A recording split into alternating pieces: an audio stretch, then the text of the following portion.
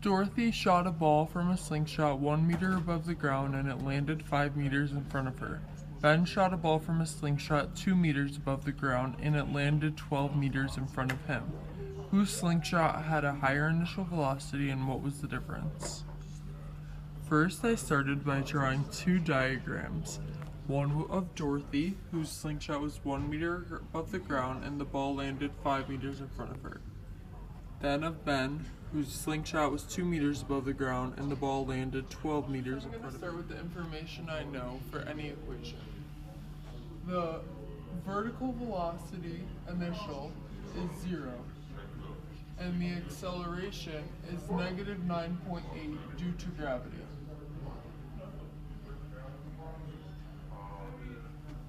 For horizontal, I know that the acceleration is always 0. For this specific equation, we know that the vertical displacement is 1 meter. And we know that the horizontal displacement is 5 meters. Now I'll use my vertical values to substitute into the equation displacement equals initial velocity times time plus 1/2 acceleration times squared. The initial velocity is 0, so this whole part will cancel out. So 1 equals 1/2 times 9.8 times squared. To do this with unit analysis, I multiply the 1/2 times the 9.8 meters per second squared. This gives me 4.9 meters per second squared. Then I divide 1 by 4.9 meters per second squared, and I get 0.2 seconds squared. Then I take the square root of 0.2 seconds squared to get 0.45 seconds. This is my time for both my vertical and my horizontal. Use my horizontal values to plug into the same equation. This time the acceleration will be 0 and this side will cancel out. So the initial velocity times 0.45 equals 5. When I divide by 0.45, I get the initial velocity as 11.068 meters per second.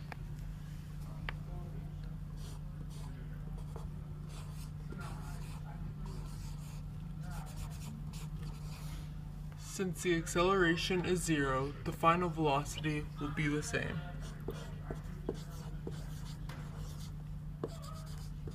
Now that I have Dorothy's information, I'll fill out my information for Ben. The initial velocity for vertical is 0. The acceleration will be negative 9.8 meters per second due to gravity. The acceleration horizontal will be 0. Now I'll fill in the information from the equation. The vertical displacement is 2 meters and the horizontal equation is 12 meters.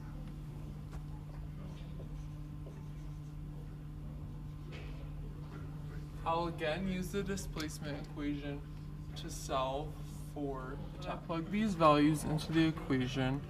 I get 2 equals 4.9 t squared. I then use unit analysis and multiply 1 times 9.8 meters and divide it by 2 seconds squared. This gives me 4.9 meters per second squared. When I divide 2 by 4.9, I get 4.41 seconds squared. Then I take the square root of that and get 0.64 seconds for my time. When I put this in the displacement equation, I use unit analysis and divide 12 meters by 0.64 seconds. This gives me 18.78 meters per second for Ben's initial velocity. Now that I have Dorothy's initial velocity of 11.068 meters per second and Ben's initial velocity as 18.78 seconds, I can do what the equation says and find the difference between those two. Ben's value was greater, so I subtract Dorothy's value from his and get 7.714 meters. The final answer is that Ben gives the ball a higher initial velocity and it is 7.714 meters per second faster than Dorothy's initial velocity.